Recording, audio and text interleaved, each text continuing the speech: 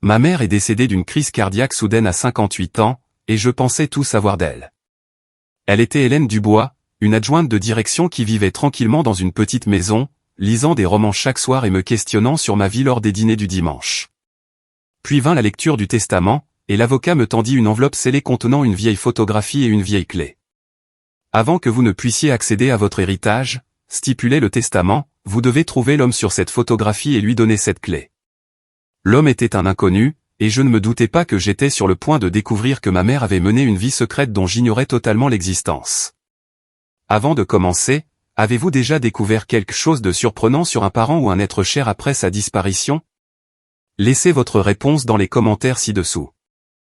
Et si vous aimez les histoires d'identité cachée, d'héritages inattendus et de la complexité des gens que nous pensons connaître, veuillez vous abonner pour ne pas manquer notre prochaine histoire. Maintenant, laissez-moi vous ramener au jour où j'ai appris que ma mère n'était pas celle que je croyais. Ma mère est morte un mardi d'octobre. Hélène Dubois avait 58 ans, et elle se plaignait de brûlures d'estomac depuis quelques jours. Rien qui semblait grave, rien qui nous ait inquiétés. Elle s'était couchée tôt ce lundi soir-là, et quand je l'ai appelée le mardi matin pour notre appel habituel, elle n'a pas répondu. J'ai conduit jusqu'à sa maison, un petit bungalow coquet où elle vivait seule depuis que j'avais déménagé à 22 ans. Je l'ai trouvée dans son lit, l'air paisible, déjà parti. Les ambulanciers m'ont dit que c'était une crise cardiaque massive, probablement dans son sommeil. Elle n'avait pas souffert. C'était censé être un réconfort, mais ça ne l'était pas. Elle avait 58 ans. Elle aurait dû avoir encore des décennies à vivre, et maintenant, elle était simplement partie. Ainsi, à 31 ans, je suis devenu orphelin. Mon père était parti quand j'avais 2 ans. Je n'avais aucun souvenir de lui, aucune relation, juste un nom sur un certificat de naissance et des pensions alimentaires qui s'étaient arrêtées à mes 18 ans. Il n'y avait toujours eu que ma mère et moi, et maintenant, il n'y avait plus que moi. Les funérailles furent modestes. Ma mère était une personne discrète avec peu d'amis proches. Ses collègues du cabinet d'avocat où elle avait travaillé comme adjointe de direction pendant 25 ans sont venus. Quelques voisins, ma petite amie Mélanie, et c'était tout. Tout le monde disait les mêmes choses. Elle était si gentille, si calme. Elle restait dans son coin, mais elle était toujours agréable.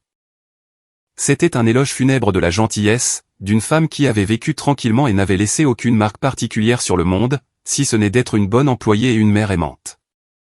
J'avais cru tout savoir de ma mère. Elle avait eu le même travail toute ma vie. Elle avait vécu dans la même modeste maison. Elle passait ses soirées à lire, toujours à lire, sa maison remplie de livres, sa liseuse constamment chargée de nouveaux romans. Elle s'était intéressée à mon travail de développeur de logiciels, avait assisté à ma remise de diplôme universitaire, avait rencontré Mélanie et l'appréciait sincèrement.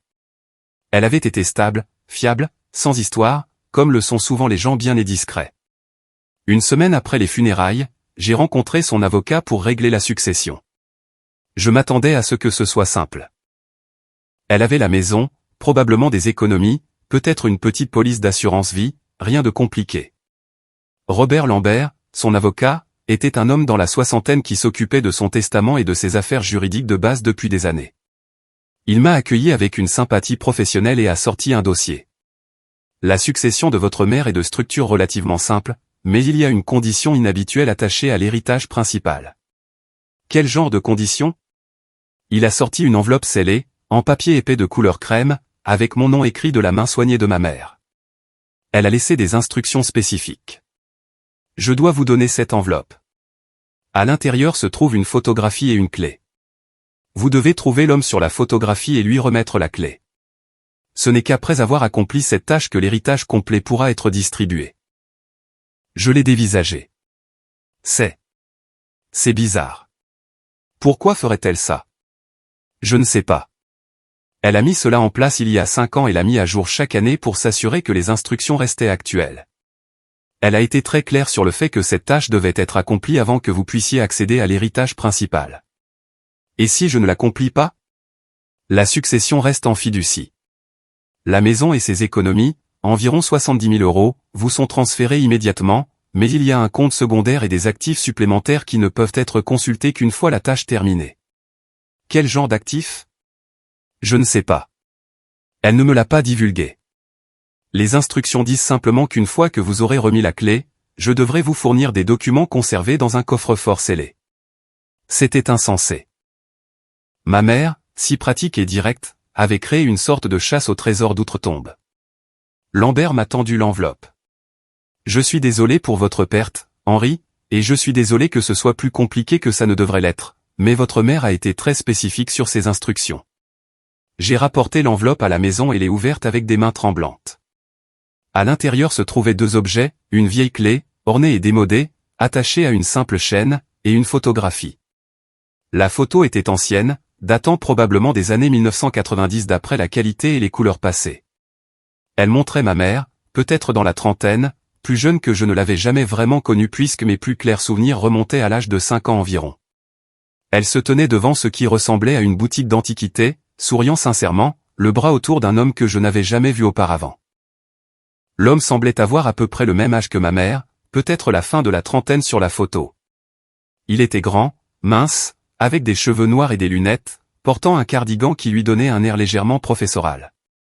Il souriait aussi, et il y avait une aisance entre eux sur la photo, le langage corporel de personnes qui sont à l'aise l'une avec l'autre, familière. Derrière eux, partiellement visible dans la vitrine du magasin, se trouvait une enseigne. Je pouvais distinguer des fragments de lettres, RICORNEHORLOG. Qui était cet homme?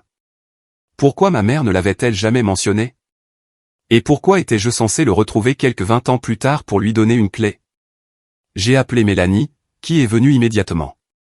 Ensemble, nous avons examiné la photo sous une meilleure lumière, essayant d'en extraire toute information possible.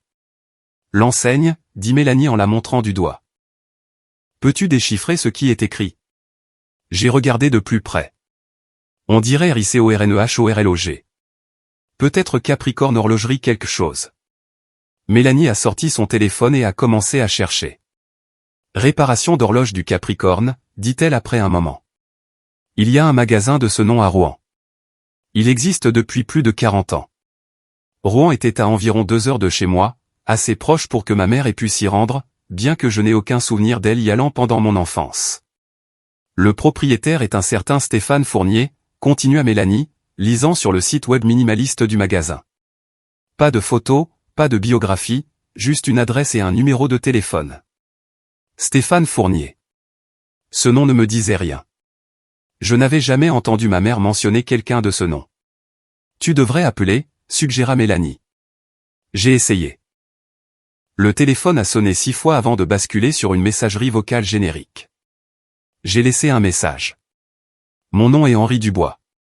J'essaie de joindre Stéphane Fournier au sujet d'Hélène Dubois. S'il vous plaît, rappelez-moi.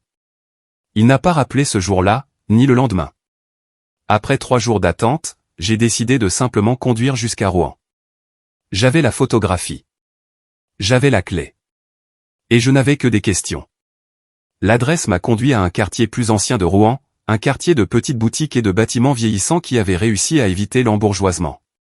Réparation d'horloge du Capricorne était coincée entre une librairie d'occasion et un magasin de disques vinyles vintage. La vitrine du magasin était encombrée d'horloges anciennes, des horloges de grand-père, des pendules de cheminée, des coucous, des montres de poche. Une pancarte écrite à la main dans la vitrine disait « Réparation sur rendez-vous uniquement ». J'ai essayé la porte. Elle était verrouillée. J'ai frappé, attendu, frappé à nouveau. Finalement, une voix de l'intérieur. Nous sommes fermés. Monsieur Fournier, je dois vous parler d'Hélène Dubois. Un long silence, puis le bruit de serrure qui tourne. La porte s'est entr'ouverte et un homme a regardé dehors. Fin de la cinquantaine, mince avec des cheveux gris et des lunettes. Le même homme de la photographie, juste 25 ans plus vieux. Hélène Dubois, répéta-t-il, la voix prudente. Qu'est-ce qu'il y a à son sujet? C'était ma mère. Elle est décédée il y a 2 semaines. Le visage de l'homme est devenu blanc. Il s'est agrippé au cadre de la porte, ses genoux semblant flageolés. Hélène est morte? Oui, je suis désolé. Je sais que vous étiez amis. J'ai une photographie de vous 2 ensemble. Elle a laissé des instructions dans son testament. Je suis censé vous donner quelque chose. Stéphane Fournier a ouvert la porte en grand, les yeux dévastés. Entrez. L'intérieur du magasin était écrasant. Des horloges partout, couvrant chaque mur, remplissant chaque surface. Le tic-tac était presque assourdissant, des centaines de mécanismes marquant le temps à des rythmes légèrement différents. Le magasin sentait l'huile, le vieux bois et le temps lui-même. Stéphane m'a conduit dans une petite arrière-salle qui servait de bureau, dégageant des papiers d'une chaise pour que je puisse m'asseoir. Il s'est affalé sur la chaise derrière le bureau, me regardant avec une expression de profond chagrin. J'aurais dû lui rendre visite, dit-il plus pour lui-même que pour moi. J'aurais dû prendre de ses nouvelles, mais elle insistait tellement sur la distance, sur le fait de garder les choses séparées. Monsieur Fournier, je ne comprends pas. Comment connaissiez-vous ma mère? Il m'a regardé avec une sorte de surprise. Elle ne vous a jamais parlé de moi? Non, je n'avais jamais entendu votre nom avant de trouver votre magasin. Cette photographie est la seule preuve que j'ai que vous vous connaissiez. J'ai sorti la photo et l'ai posée sur le bureau. Stéphane l'a prise, ses mains tremblantes. Ça a été pris il y a 26 ans. On venait juste de fêter la publication de son premier roman. Elle était si heureuse ce jour-là. Roman? Ma mère n'était pas écrivain. Elle était adjointe de direction. Stéphane me regarda avec une expression que je ne pouvais pas déchiffrer. Henri, votre mère était l'une des écrivaines les plus talentueuses de sa génération. Elle n'a simplement jamais laissé personne le savoir. Je l'ai dévisagé. De quoi parlez-vous? Est-ce qu'elle vous a envoyé ici avec quelque chose? Elle a toujours dit que s'il lui arrivait quelque chose, il y aurait une clé. Sans un mot, j'ai sorti la vieille clé et la lui ai tendue. Stéphane l'a prise, s'est levé et est retourné dans le magasin principal. Je l'ai suivi, le regardant s'approcher d'une énorme horloge de grand-père dans le coin, facilement 2,40 mètres de haut, faite de bois sombre avec des sculptures complexes, clairement une antiquité valant bien plus que tout le reste dans le magasin encombré. Il a inséré la clé dans une petite serrure à la base de l'horloge que je n'avais même pas remarquée.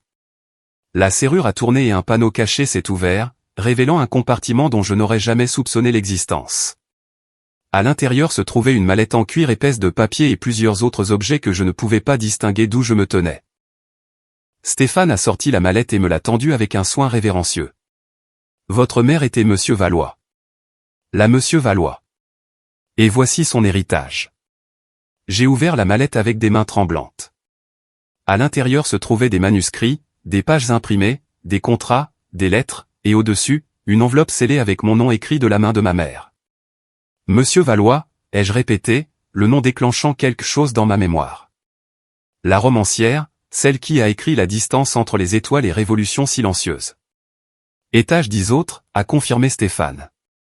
12 livres en 26 ans, tous des best-sellers, tous acclamés par la critique, tous écrits par votre mère. Je me suis assis lourdement sur le sol de l'horlogerie, la mallette sur mes genoux, mon esprit incapable de traiter ce que j'entendais. Monsieur Valois était célèbre.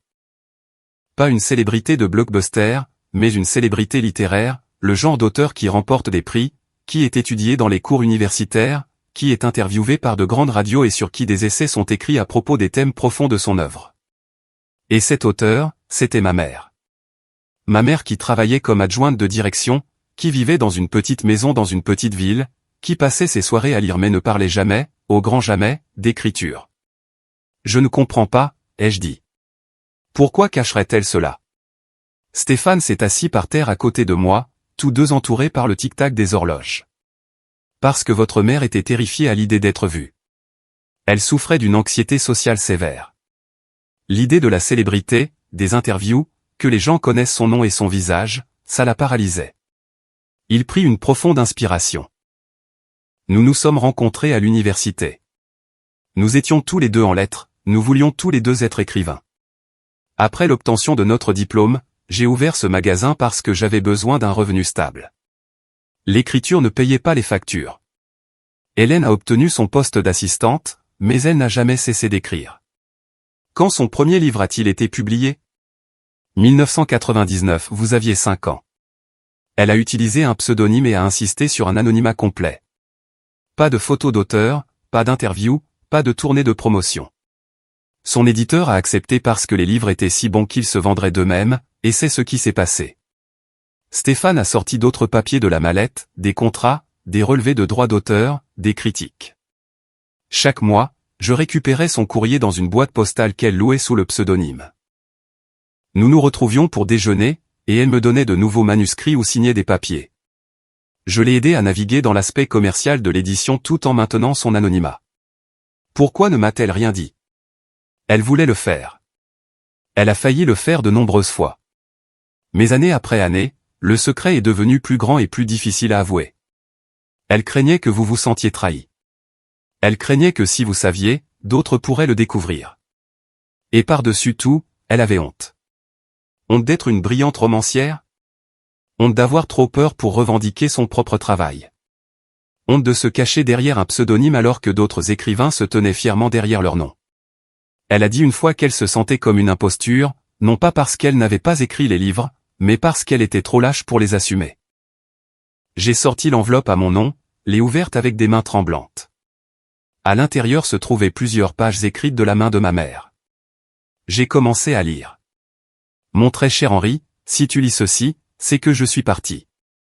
Et Stéphane t'a donné la clé de la vérité que j'étais trop effrayé pour te dire de mon vivant.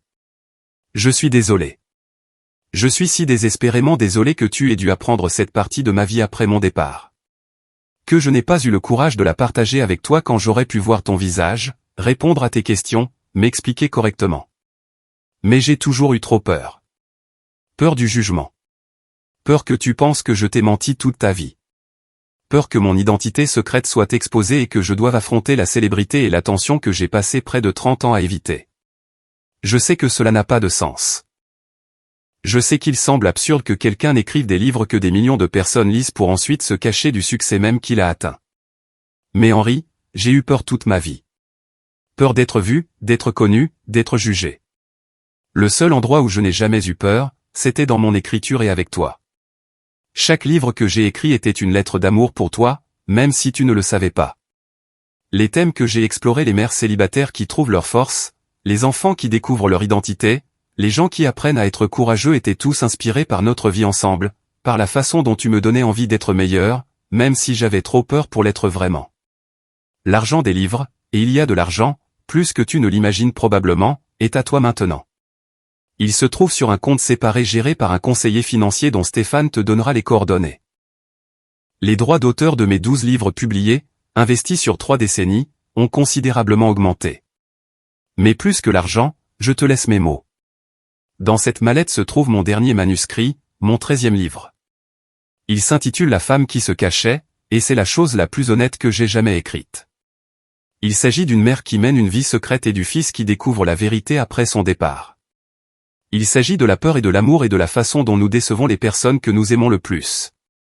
Je veux que tu le publies, non pas sous le nom de Monsieur Valois, mais sous mon vrai nom, Hélène Dubois. Fais savoir au monde que Monsieur Valois était une femme effrayée d'une petite ville de Normandie qui écrivait des livres en secret tout en élevant seul son fils. Fais-leur savoir que la distance entre qui nous sommes et qui nous prétendons être peut être énorme et que parfois, les personnes les plus proches de nous sont celles dont nous nous cachons le plus. Je suis désolé d'avoir eu trop peur pour vivre ouvertement. Je suis désolé d'avoir choisi le secret plutôt que l'honnêteté avec toi. Je suis désolé pour toutes les façons dont ma peur a limité nos deux vies. Mais Henri, je veux que tu saches qu'être ta mère était la seule chose dont je n'ai jamais eu peur. C'était le seul rôle où je n'ai jamais eu l'impression de jouer la comédie. Toutes les autres parties de ma vie étaient jouées derrière un pseudonyme ou un masque professionnel. Mais avec toi, j'étais toujours juste maman, et c'était toujours assez. Je t'aime. Je suis fier de toi. Et je suis désolé de ne pas avoir été assez courageuse pour te montrer tout ce que j'étais. Maman. Je pleurais quand j'ai fini. Stéphane pleurait aussi. Nous sommes restés assis là, sur le sol de l'horlogerie, entourés de garde-temps qui tic-taquaient, pleurant une femme qui avait vécu 2 vies et avait eu trop peur pour les laisser se croiser. Elle a écrit 12 livres, ai-je dit finalement. Je peux les lire. Je peux apprendre à la connaître à travers eux. Ils sont magnifiques, dit Stéphane. Chacun d'entre eux. Votre mère avait un don pour capturer ce qui nous rend humains. Au cours des mois suivants, j'ai tout lu, les 12 romans publiés, reconnaissant la voix de ma mère dans chaque phrase, même si je n'avais jamais su que c'était elle qui les écrivait. Le manuscrit final, La femme qui se cachait, qui était si clairement autobiographique que c'en était douloureux à lire. Et les documents commerciaux, les contrats, les relevés de droits d'auteur montrant que M. Valois avait gagné une somme d'argent considérable, judicieusement investie sur des décennies, totalisant maintenant plus de 4 millions d'euros. Ma mère avait été riche. Elle avait réussi. Elle avait été célèbre, d'une certaine manière. Et elle vivait dans une petite maison, occupant un emploi dont elle n'avait pas besoin, cachant tout cela à tout le monde, y compris à moi. Mélanie m'a aidé à digérer. Elle n'essayait pas de te faire du mal, m'a-t-elle dit un soir alors que nous étions assis dans la maison de ma mère, entourés de ses livres. Elle avait juste peur. Certaines personnes ont peur de l'échec. Ta mère avait peur du succès. J'aurais aimé qu'elle me le dise. J'aurais aimé la connaître entièrement. Mais tu la connaissais. Les parties importantes. C'était ta mère. Elle t'aimait. Elle te soutenait. L'écriture était son monde privé, mais tu étais son monde public. Peut-être qu'elle avait besoin des deux. Stéphane est devenu une présence inattendue dans ma vie. Nous nous voyions régulièrement et il partageait des histoires sur ma mère que je n'avais jamais entendues. Son humour, son perfectionnisme, sa joie lorsqu'une phrase particulièrement difficile finissait par fonctionner. Elle parlait constamment de toi, m'a dit Stéphane. À chaque déjeuner, à chaque réunion, elle me racontait tes réussites, ta petite amie, ta vie. Tu étais son sujet préféré. A-t-elle déjà dit pourquoi elle ne m'en avait pas parlé? Elle a dit une fois qu'elle avait créé ce mur entre ses deux vies, et que plus il restait debout, plus il était difficile à abattre. Elle craignait que si elle te le disait, tout s'effondrerait, l'anonymat, la séparation soigneuse. Elle s'était convaincue qu'elle te protégeait du chaos de sa vie secrète. Mais en réalité, je pense qu'elle se protégeait elle-même de devoir être courageuse. 6 mois après la mort de ma mère, j'ai publié son dernier manuscrit sous son vrai nom, non pas Monsieur Valois, mais Hélène Dubois. Et j'ai inclus une préface expliquant qui elle était, pourquoi elle s'était cachée, et ce que son œuvre signifiait. Le monde de l'édition était abasourdi. Monsieur Valois, l'écrivain reclus, anonyme, mystérieux, se révélait être une adjointe de direction de Normandie qui avait écrit 12 romans acclamés tout en travaillant à plein temps et en élevant seul un fils. Le livre est devenu un best-seller immédiatement. Pas seulement à cause de la révélation, mais parce qu'il était vraiment brillant. Le meilleur travail de ma mère, l'exploration la plus honnête de la peur et de l'identité qu'elle ait jamais écrite. J'ai fait des interviews, chose que ma mère n'aurait jamais faite. J'ai parlé d'elle, de la double vie qu'elle avait menée, de ce que cela signifiait de découvrir que votre parent vous avait caché des mondes entiers. Êtes-vous en colère, m'a demandé un journaliste lors d'une interview. J'y ai réfléchi. Je l'étais au début. En colère qu'elle ne m'ait pas fait confiance avec la vérité. Mais maintenant, je comprends. Elle ne se cachait pas de moi. Elle se cachait d'elle-même, de l'idée d'être vue, d'être connue. Et d'une certaine manière, son secret était sa propre sorte de lettre d'amour. Elle protégeait son monde d'écriture privée si farouchement parce que c'est là qu'elle traitait tout ce qu'elle ne pouvait pas dire à voix haute, y compris à quel point elle m'aimait. Le lancement du livre La femme qui se cachait a eu lieu à Rouen dans une librairie près du magasin de Stéphane. Mélanie était là, ainsi que Stéphane, et une salle pleine de gens qui avaient aimé l'œuvre de M. Valois était impatient de mettre enfin un vrai nom et une histoire sur le pseudonyme.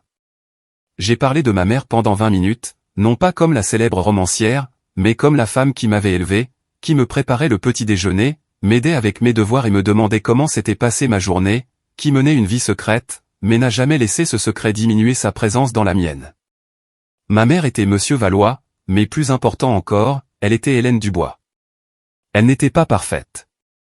Son secret nous a blessés tous les deux d'une manière que nous ne pouvons pas réparer.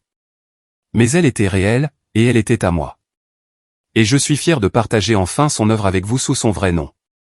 L'héritage, les 4 millions d'euros de droits d'auteur et d'investissement, m'a permis de faire des changements dans ma propre vie. J'ai quitté mon emploi dans l'informatique et j'ai créé une start-up liée à la lecture et à l'écriture de livres. Mélanie et moi nous sommes fiancés, prévoyant un magnifique mariage que ma mère aurait adoré. Et j'ai lu. J'ai lu et relu les 12 romans de ma mère, apprenant à la connaître à travers ses mots d'une manière que je n'avais jamais connue de son vivant. Je me suis retrouvé dans ces personnages, les fils luttant avec leur identité, les enfants de mères célibataires apprenant à être indépendants. J'ai trouvé ces peurs dans ces thèmes, la terreur d'être vraiment vu, les façons dont nous cachons notre moi authentique. 1 an après sa mort, j'ai visité sa tombe avec Stéphane. Nous avons apporté des fleurs et nous nous sommes assis sur l'herbe, lui parlant comme nous aurions tous les deux souhaité pouvoir le faire de son vivant. Elle serait si fière de ce que tu as fait, a dit Stéphane. publier son œuvre sous son vrai nom, faire savoir aux gens qui elle était. Cela a demandé un courage qu'elle n'a jamais eu. Je fais ce qu'elle a demandé, je termine son histoire comme elle le voulait mais ne pouvait pas le faire elle-même. Tu fais plus que ça. Tu vis Openly d'une manière qu'elle n'a jamais pu. Les yeux sont sur toi maintenant. Tu es courageux pour vous deux. J'ai regardé sa pierre tombale. Nous l'avions mise à jour après la révélation, en ajoutant son pseudonyme, Hélène Dubois 1967 à 2025, mère aimante et auteure prestigieuse Monsieur Valois. J'aurais aimé savoir, ai-je dit. J'aurais aimé qu'elle me fasse confiance avec ça. Elle t'a fait confiance, a dit Stéphane. Juste pas avant son départ. La clé, la photographie, le manuscrit. Tout cela, c'était de la confiance. Elle t'a fait confiance pour comprendre, pour pardonner, pour partager son secret avec le monde de la manière dont elle ne le pouvait pas. Elle savait que tu serais assez courageux pour revendiquer son œuvre alors qu'elle était trop effrayée pour le faire elle-même. Il avait raison. L'héritage n'était pas seulement de l'argent ou des manuscrits. C'était de la confiance. C'était ma mère, dans son dernier acte, me laissant enfin voir tout d'elle. La brillante romancière et la femme terrifiée, l'auteur célébré et la mère célibataire effrayée, le pseudonyme public et la personne privée. Je n'ai pas pu connaître cette partie d'elle de son vivant, mais je la connais maintenant. À travers 12 romans et un dernier manuscrit, à travers des relevés de droits d'auteur et des contrats, à travers les histoires de Stéphane et ma propre lecture, j'ai appris à connaître Hélène Dubois, l'écrivaine, aussi bien que je connaissais Hélène Dubois, la mère. Ma mère a caché son succès parce qu'elle avait peur d'être vue comme quelqu'un qui réussit. Elle a caché son talent parce que le revendiquer aurait exigé une bravoure qu'elle ne possédait pas. Mais elle m'a donné cette bravoure en héritage, le courage de me tenir dans les librairies et d'assumer son œuvre, la force de raconter son histoire honnêtement, la capacité d'être publiquement fière de quelqu'un qui était brillamment privé. Elle a écrit 13 livres. 12 ont été publiés sous un pseudonyme qui la cachait. Le 13e a été publié sous son vrai nom et a tout révélé. Et maintenant, quand les gens lisent Valois, ils savent qui elle était vraiment, Hélène Dubois, adjointe de direction le jour, romancière la nuit, mère célibataire qui a élevé un fils tout en écrivant des chefs-d'œuvre en secret. Que feriez-vous si vous découvriez qu'un de vos parents avait une vie entièrement secrète? Partagez vos réflexions dans les commentaires ci-dessous. Si cette histoire sur les identités cachées, les héritages inattendus et l'apprentissage de la complexité des personnes que nous aimons a touché votre cœur, veuillez cliquer sur le bouton j'aime et vous abonner pour plus d'histoires significatives chaque jour. N'oubliez pas de cliquer sur la cloche de notification pour ne jamais manquer notre prochain récit captivant. Merci d'avoir regardé et à la prochaine.